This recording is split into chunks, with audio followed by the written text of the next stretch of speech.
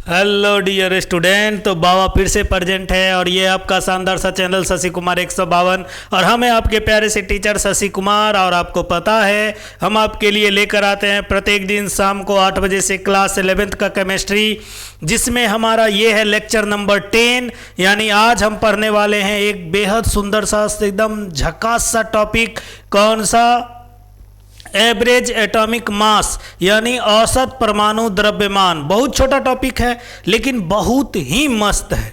Sir कैसे मस्त है? आप तो रोज कहते हो। हम आपको अभी 3-4 चैप्टर तक बताते चलेंगे कौन कौन टॉपिक आगे हमें भविष्य में काम आएगा, हमें कौन कौन सा टॉपिक का जरूरत पड़ेगा। तो आपको पता होना चाहिए एक एक टॉपिक का हमें जरूरत पड़ेगा, इसीलिए बने रहिएगा हमारे साथ, कहीं जाइएगा नहीं। हम लेकर आते हैं लेक्चर नंबर नेक्स्ट। चलिए लेक्चर नंबर नेक्स्ट नहीं, आज का टॉपिक औसत परमाणु द्रव्यमान। यदि आपका ये पहला लेक्चर है तो जाइए हमारे चैनल पर, प्लेलिस्ट बना हुआ है मोल कंसेप्ट के नाम से, आप देखिए इससे पहले का 9 वीडियो और आपको ज़्यादा समझ में आएगा। लेकिन उससे भी पहले आपको एक बेहद ज़रूरी सा काम करना है, चैनल को सब्सक्राइब कर देना है, लाइक कर देना है, शेयर कर देना है और पूरे मोहल्ला में हल्ला मचा देना है कि सर आ चुके हैं पूरा का पूरा शानदार सा केमिस्ट्री लेकर। तो चलिए आज का क्लास स्टार्ट करते हैं। बहुत छोटा टॉपिक है लेकिन जानना बहुत जरूरी है और हमें क्वेश्चन बनाना जरूरी है। तो हम क्वेश्चन भी बनाएंगे, टॉपिक भी पढ़ेंगे। शुरुआत करते हैं आज का बेहद खास topic, average atomic mass. Sir ये एवरेज एटॉमिक मास किस चिड़िया का नाम है? तो आपने उस चिड़िया को जरूर देखा होगा, पीरियोडिक टेबल में आपने ऐसा लिखा हुआ देखा होगा। आपने देखा? आपने क्यों देखा? सर आंख था इसीलिए देखा। बिल्कुल देखा।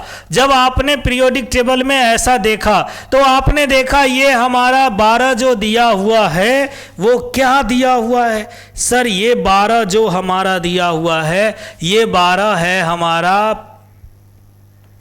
कौन सा? परमाणु द्रव्यमान। क्या है हमारा? परमाणु द्रव्यमान मान लिया हमने। और ये 6 क्या दिया हुआ है? 6 हमारा दिया हुआ है परमाणु संख्या। क्या दिया हुआ है? परमाणु संख्या।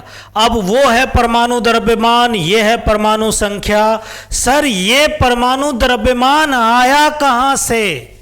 कहां से आया? तो आपने तो पिछले क्लास में पढ़ाया। क्या पढ़ाया? 1 AMU बराबर क्या पढ़ा? 1/12 गुने कार्बन 12 का परमाणु द्रव्यमान। यही ना पढ़ा था, कार्बन का द्रव्यमान। यानी सर ये 1/12 C12 के 12वें हिस्से को हम क्या कहते हैं? 1 AMU कहते हैं। सर क्या हमेशा C12 ही लेंगे? सॉरी, चलिए क्या हम C12 ही लेंगे? नहीं बच्चों, आपको जो मन है वो लो।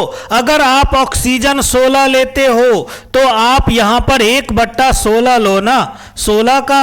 अगर आप यहां पर हाइड्रोजन 1 लेते हो तो यहां पर 1/1 लो। यानी सर सबका मान वही आएगा, 1 AMU ही आएगा। तो आपने तो बताया 12 लो। नहीं नहीं, ये जो पीरियोडिक टेबल में लिखा हुआ है परमाणु द्रव्यमान, ये परमाणु द्रव्यमान हमारा कौन सा है? यही है एवरेज एटॉमिक मास। यानी आज हमको यही पढ़ना है कि सर इतना दिन से जो हम पीरियोडिक टेबल में लिखा हुआ पढ़ रहे थे एवरेज एटॉमिक मास, वो कहां से आया?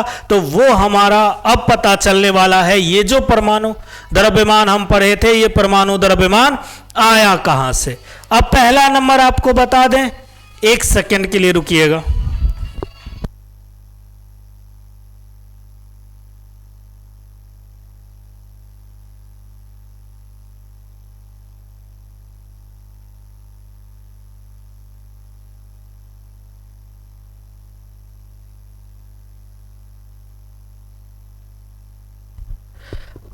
अब आपको बता दें ये जो हमारा परमाणु द्रव्यमान है, ये ये जो हमारा परमाणु द्रव्यमान है सर, ये परमाणु द्रव्यमान है क्या?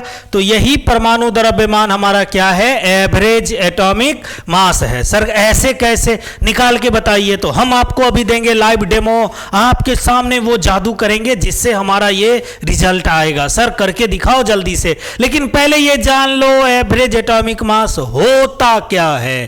तो देखो, आपने पढ़ा होगा समस्थानिक, आपने एक वर्ड पढ़ा होगा किसी जमाने में, क्या पढ़ा होगा? समस्थानिक। सर इसी जमाने में पढ़ा है, बस 1 साल पहले पढ़ा है, 10वीं क्लास में पढ़ा है समस्थानिक। और समस्थानिक का मतलब है परमाणु संख्या सेम होगा, परमाणु संख्या सेम होगा, लेकिन भिन्न क्या होगा? परमाणु द्रव्यमान भिन्न होगा। और आपको पता है जो कार्बन हमारा कितने समस्थानिक होते हैं? 3 समस्थानिक होते हैं, एक 12, एक 13 और एक 14, आपको पता है। और हमारा जो C12 होता है ना, इसी का हमारा वेट होता है कितना? 12.01 आता है। इसका हमारा जो 13 होता है ना, ये 1 दशमलव समथिंग होता है। और ये जो होता है ना, ये हमारा 2 × 10⁻20 के आसपास होता है, 10⁻10। सर ये कैसे लिखेंगे?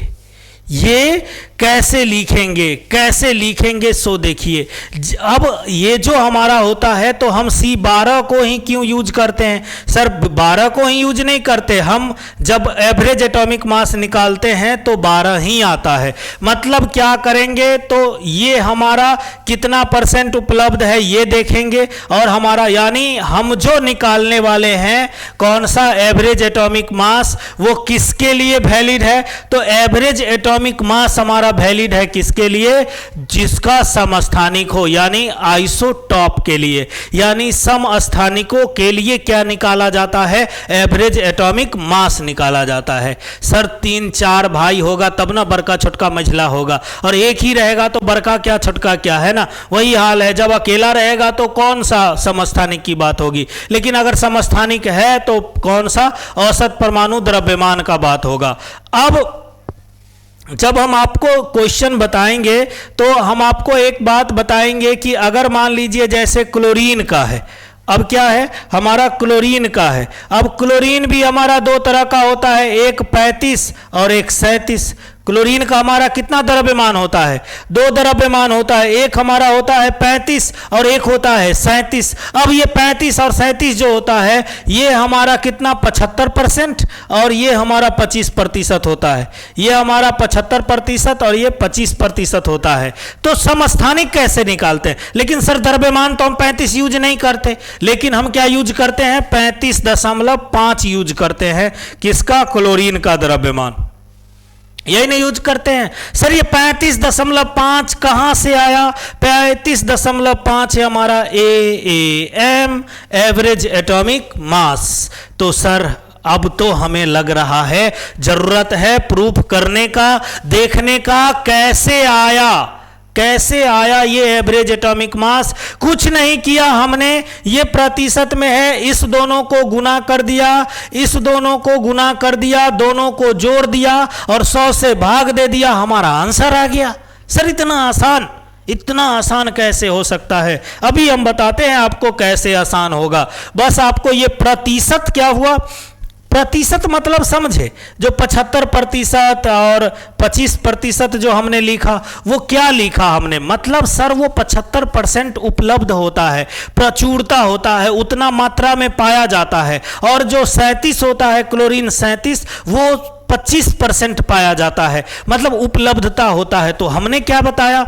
हमने बताया उसके समस्थानिक के द्रव्यमान, यानी जो 35-37 था उसको गुना किया था ना, तो समस्थानिक का द्रव्यमान का योग होता है प्रत्येक को उसकी प्राकृतिक प्रचुरता यानी उपलब्धता के साथ क्या करते हैं? गुना कर देते हैं। अभी लग रहा होगा सर आप बहुत बोल रहे हैं, लेकिन समझ में आ नहीं रहा है। अभी समझ में आएगा क्या होता है। उससे पहले आपको हमने एक बात बता दिया कि तत्वों के आवर्त सारणी में, मतलब पीरियोडिक टेबल में, जो हमारा द्रव्यमान परमाणु द्रव्यमान दिया होता है वो क्या होता है? औसत परमाणु द्रव्यमान होता है। क्या होता है? औसत परमाणु द्रव्यमान होता है। लेकिन सर अभी भी आपका वादा बाकी है। क्या बाकी है बच्चों? वादा बाकी है, आपने बोला है हम लाइव डेमो करके दिखाएंगे, तो हम आपको बताएंगे ना अभी कार्बन का 12 कैसे आया 12.01। तो पहले लो स्क्रीनशॉट, फिर हम आपको लाते हैं अब क्वेश्चन की ओर, यानी हम एक एक टॉपिक आपको बताते हैं। चलिए, तो उम्मीद करते हैं कि आप स्क्रीनशॉट ले चुके होंगे, और स्क्रीनशॉट अगर ले लिए हैं तो हम आते हैं आपको नेक्स्ट पॉइंट पर। और देखिए क्या है, कार्बन का औसत परमाणु द्रव्यमान हम निकालने वाले हैं। और कार्बन का औसत परमाणु द्रव्यमान का बात करें अगर प्रतिशत में, तो 98.892% है, 1.108% है, और 2 × 10⁻10% है। कौन? कार्बन 12, कार्बन 13 और कार्बन 14। इसका परमाणु द्रव्यमान 12, इसका 13 और इसका 14 होता है। ज्यादा दशमलव में नहीं जाएंगे, सिंपल सा गुना करेंगे, हमको लगभग में अप्रॉक्स आंसर आएगा। तो हम क्या निकालेंगे? हम निकालेंगे AAM, यानी हम क्या निकालने वाले हैं? AAM यानी एवरेज एटॉमिक मास। हम क्या निकालने वाले हैं? Average atomic mass. और एवरेज एटॉमिक मास में हमने क्या बताया? हमने बताया सर इसका फार्मूला कैसे निकलेगा, तो हमने बताया कितना समस्थानिक है? 3। तो हमने बोला क्या? प्रथम समस्थानिक का द्रव्यमान, प्रथम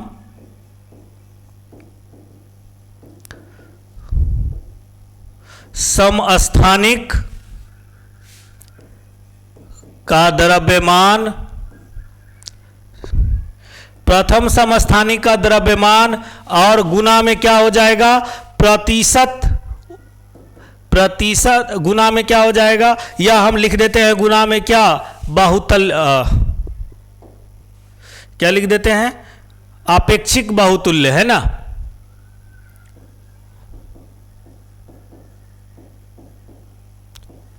आपेक्षिक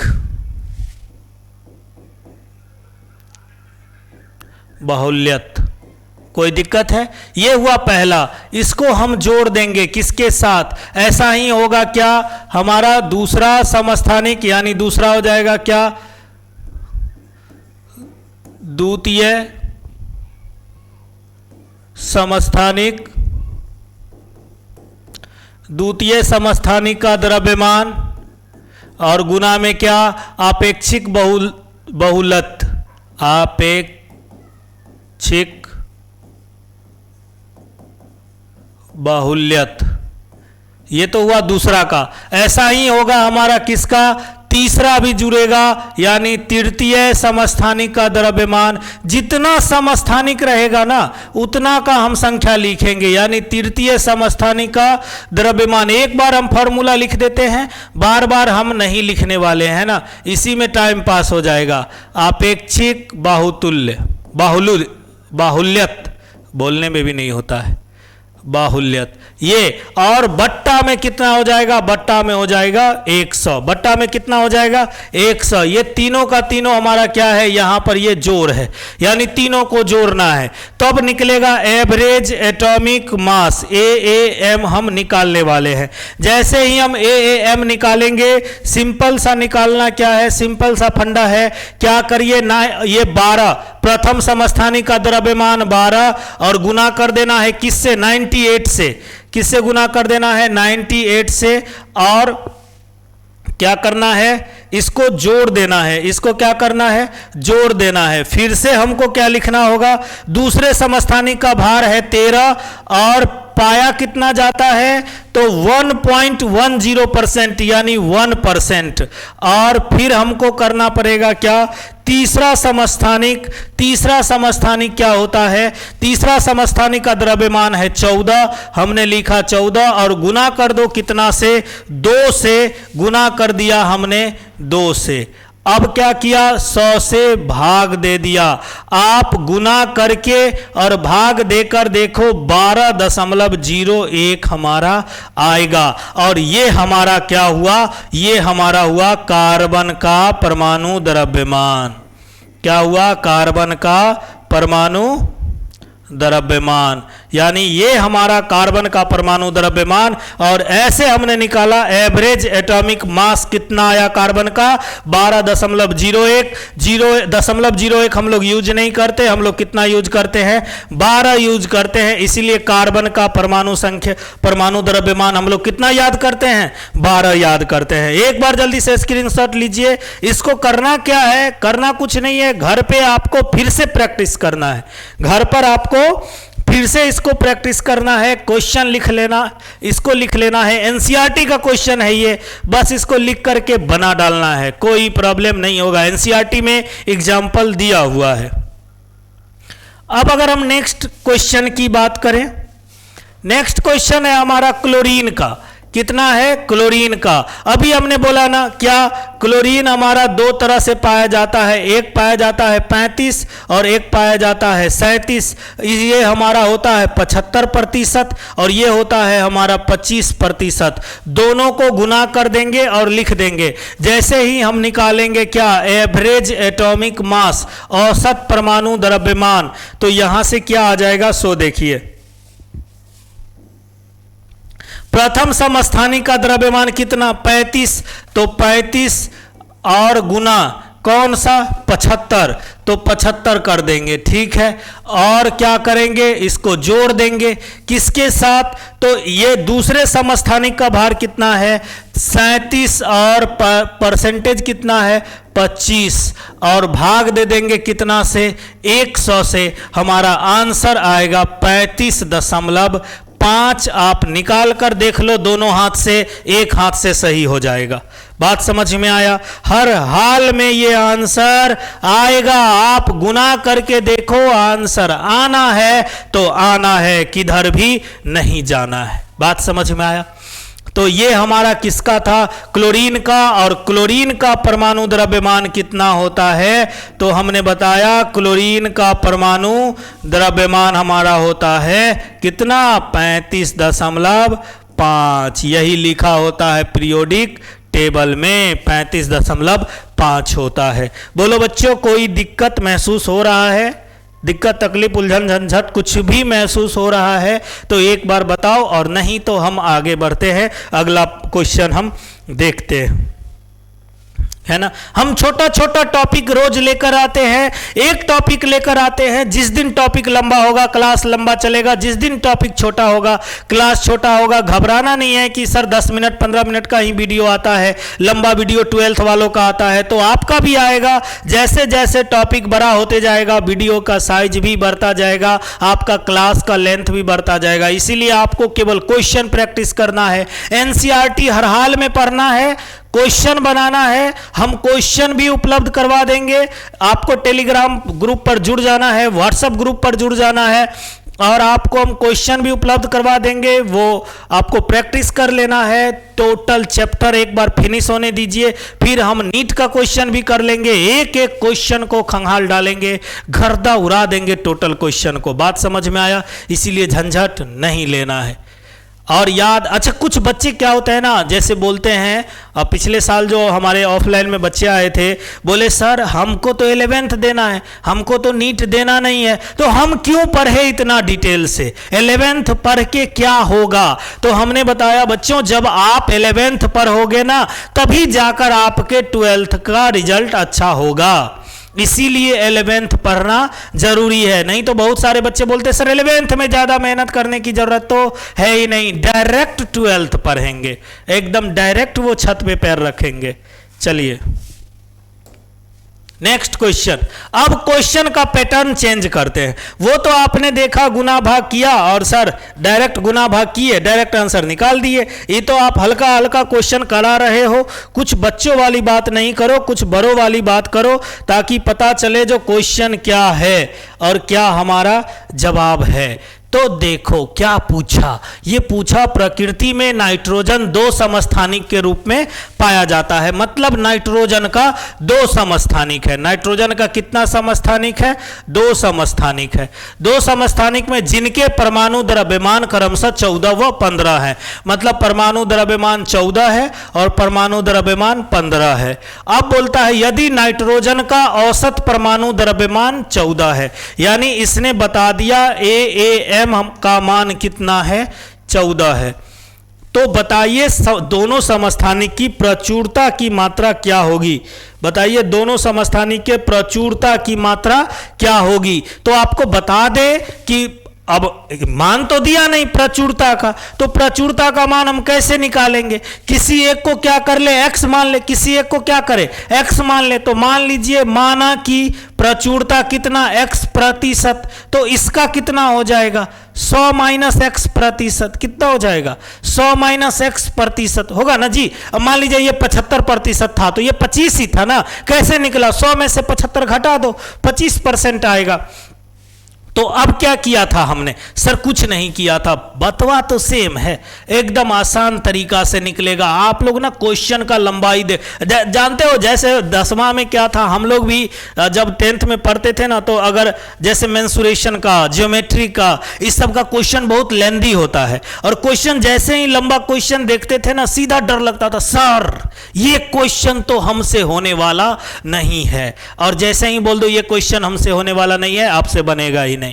लेकिन जैसे ही टीचर क्या समझाते थे तब समझ में आता था, अरे ये क्वेश्चन तो 2 लाइन का है। मतलब हम क्वेश्चन का लंबाई चौड़ाई देखकर भी डर जाते थे, ये क्वेश्चन का लंबाई चौड़ाई देखकर भी डर गया, लेकिन अगर इसको ऐसा लिख देते तो अभी बना देता। अब बच्चों बनाना स्टार्ट कर दिया होगा, बिल्कुल, और आंसर का कमेंट भी आएगा, देखना। अभी सर आप भड़का रहे हो, भड़का नहीं रहे, आग लगा रहे हैं, है ना, बार बार, बिल्कुल।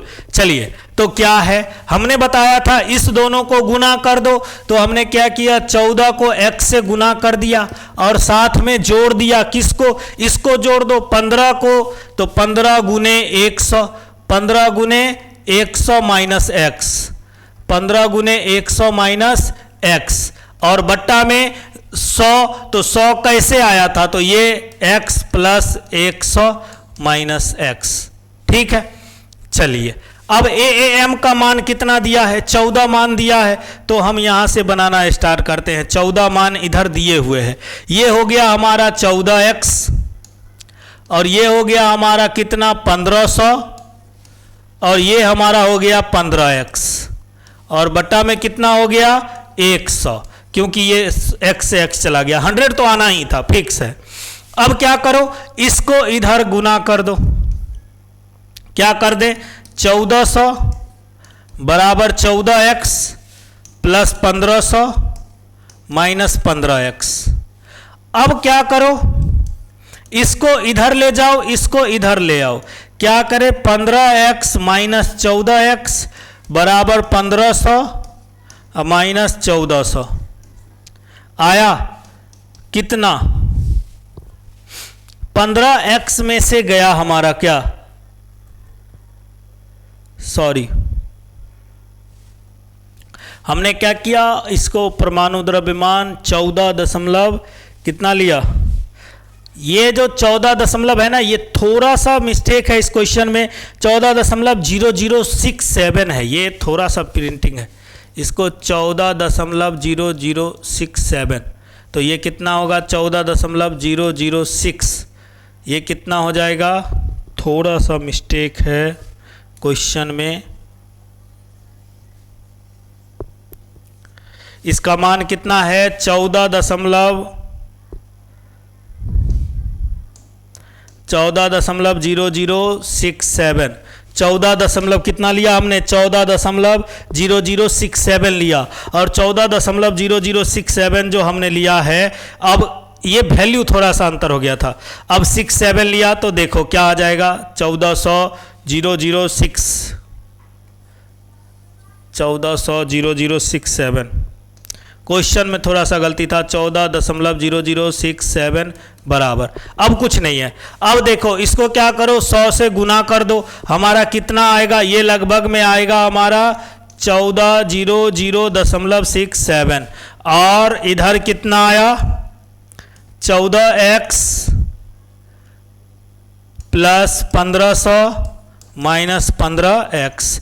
आप इसको माइनस भी कर सकते हो, यहां पर माइनस करके हम क्या करें, इसको इधर ले आओ, क्या करें 15x माइनस 14x बराबर 1500 और माइनस 1400 0067। यहाँ से कितना आएगा x का वैल्यू 15x में से 14x गया, कितना आया x बराबर कितना आएगा 1500 में से 14.007 घटाओ कितना आएगा 3 और ये हमारा कितना हो जाएगा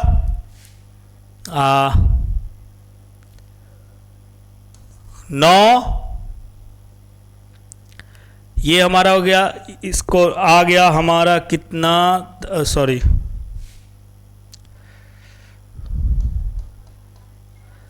हमारा कितना आ गया 0 गया, यहाँ 7 गया 3, ये कितना आएगा 9, ये कितना आया 9, यानी हमारा कितना आया 99.33, कितना आया 99.33। तो यहाँ से अगर इसका वैल्यू आया कितना 99.33, तो इसका वैल्यू कितना आ जाएगा, इसका वैल्यू क्या करो 100 में से 99.33 को घटा दो, कितना हमारा आंसर हो जाएगा 33 को घटाओ तो 67, यानी 0.67% हमारा इसका आंसर आ गया। ये दोनों हमारा आंसर आ गया। एक का प्रतिशत समस्थानिक की प्रचुरता हो गई 99.33 और एक का हमारा क्या हो गया 0.67% हमारा आंसर हो गया। क्वेश्चन में थोड़ा सा चेंजिंग था, क्वेश्चन में गलत मिस्टेक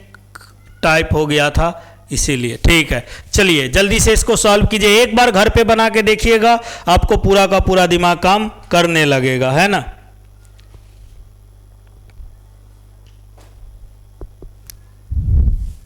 बात समझ में आया।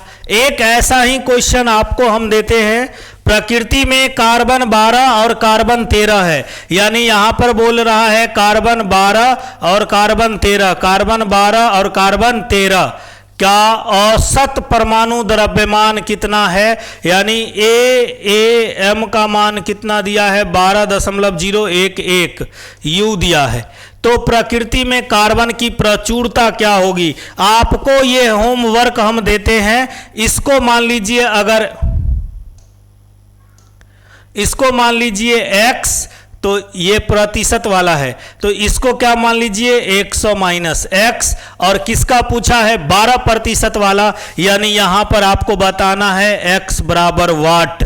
आप जल्दी से इसको लिखकर बनाकर करो, कुछ नहीं करना क्या, हम हिंट दे देते हैं एम निकालना, और यहां से सीधे 12x प्लस क्या करना 13 गुने 100 माइनस एक्स, और बट्टा में जोड़ देना कितना x प्लस 100 माइनस एक्स, कुछ नहीं होगा, सेम आ जाएगा हमको 12.011 बराबर 12x प्लस 1300 माइनस 13x और बट्टा में 100। इससे आगे आपको जवाब देना है, यहां पर हमारा x का वैल्यू कितना आएगा, जल्दी से एक बार कमेंट कीजिए। आज का ये था आखिरी क्वेश्चन, फिर मिलेंगे हम आपको नेक्स्ट क्लास में। आपको कमेंट करके बताना है कितना आंसर आ रहा है।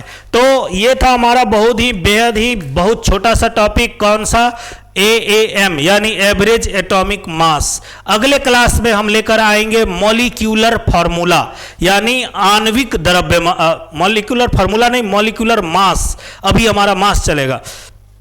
तो अगला हमारा लेक्चर होगा मॉलिक्यूलर मास यानी आणविक द्रव्यमान। आप एक बार एनसीईआरटी वगैरह पढ़ के रहिएगा, छोटा सा टॉपिक, अभी छोटा छोटा टॉपिक चलेगा, 1 से 2 लेक्चर के बाद मोल वाला टॉपिक स्टार्ट हो जाएगा, यानी अभी हमारा टॉपिक लगातार चलेगा। बने रहिएगा हमारे साथ लेक्चर के साथ, यानी हम कराएंगे आपको पूरा क्लास 11th की तैयारी, कोई पैसा की जरूरत नहीं है, फ्री ऑफ कॉस्ट। घर पे बैठे रहिए, तैयारी करते रहिए, हंसते रहिए, मुस्कुराते रहिए और लगातार दिन रात मेहनत कीजिए, क्योंकि अभी का समय है जो बच्चा बैठा रह जाता है, यानी क्लास 11th में बच्चे कम पढ़ते हैं और क्लास 12th में ज्यादा मेहनत करते हैं, तो जिसके वजह से आगे प्रॉब्लम होता है, नीट वगैरह का तैयारी बिल्कुल नहीं कर पाते हैं। तो बने रहिएगा हमारे साथ, हम लेकर आते रहेंगे आपके लिए एकदम VBI टॉपिक सब, और पूरा चैप्टर फिजिकल, ऑर्गेनिक और इनऑर्गेनिक का, तो बचेगा एक भी नहीं। तो थैंक यू, तब तक के लिए चैनल को लाइक कर दीजिए, शेयर कर दीजिए, सब्सक्राइब कर दीजिए और अपने दोस्तों तक एक बार जरूर शेयर कीजिए ताकि ये हमारा लेक्चर ज़्यादा से ज़्यादा उन बच्चों तक पहुंचे जहां केमिस्ट्री की बहुत ज़रूरत है। तो धन्यवाद, तब तक के लिए tata bye bye, good night, फिर मिलेंगे नेक्स्ट क्लास में। Thank you.